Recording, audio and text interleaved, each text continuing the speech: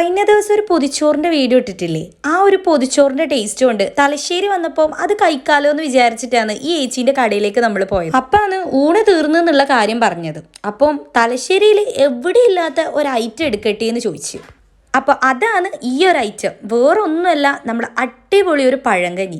ഈ ഒരു പഴങ്കഞ്ഞിയിൽ കപ്പയും അച്ചാറും തൈരും അതേപോലെ തന്നെ നമ്മളെ കാന്താരി ഉപ്പിലിട്ടതും പപ്പടും എല്ലാം ഉണ്ടായിരുന്നു. പിന്നെ ഇതിൻ്റെ ഒരു പ്രത്യേകത എന്താണെന്ന് വെച്ച് കഴിഞ്ഞാൽ നമ്മൾ നട്ടുപൊരിയുന്ന വെയിലത്തേനും അവിടെ എത്തിയിട്ടുണ്ടായത്. ആ സമയത്ത് ഈ ഒരു സാധനം നമ്മളെ വയറ്റിൻ്റെ ഉള്ളിലേക്ക് പോയപ്പോഴത്തേക്ക് വേറെ തന്നെ ഒരു റിഫ്രഷ്മെൻറ്റേനും നമുക്ക് കിട്ടിയിട്ടുണ്ടായത്.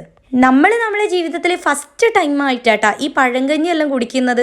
നമ്മൾ എപ്പം കുടിക്കുന്നതിൽ നിന്നും ഒരു വെറൈറ്റി ആയിട്ടുള്ള ഒരു അനുഭവം തന്നെ നമുക്ക് ഉണ്ടായിട്ടുണ്ടായത്. സത്യം പറഞ്ഞാൽ ഈ ഒരു കഞ്ഞി കുടിക്കുമ്പോൾ നമ്മളെ വയറും നിറയുന്നുണ്ട്, അതേപോലെ തന്നെ നമ്മളെ മനസ്സും നിറയുന്നുണ്ട്. ഇവരിത് സെർവ് ചെയ്യുന്നത് ഒരു മണ്ണിന്റെ പാത്രത്തിലാണ്. അപ്പോൾ ഏച്ചി നമ്മളോടുള്ള ഇഷ്ടം കൊണ്ട് 2 ഗ്ലാസ് പായസമായിട്ടാണ് വന്നിട്ടുണ്ടായത്. ഈ ഒരു പായസം കുടിച്ചപ്പം ഈ ഒരു പായസം ആരാ ഉണ്ടാക്കിയതെന്ന് നമ്മൾ ആ ഏച്ചിനോട് ചോദിച്ച്.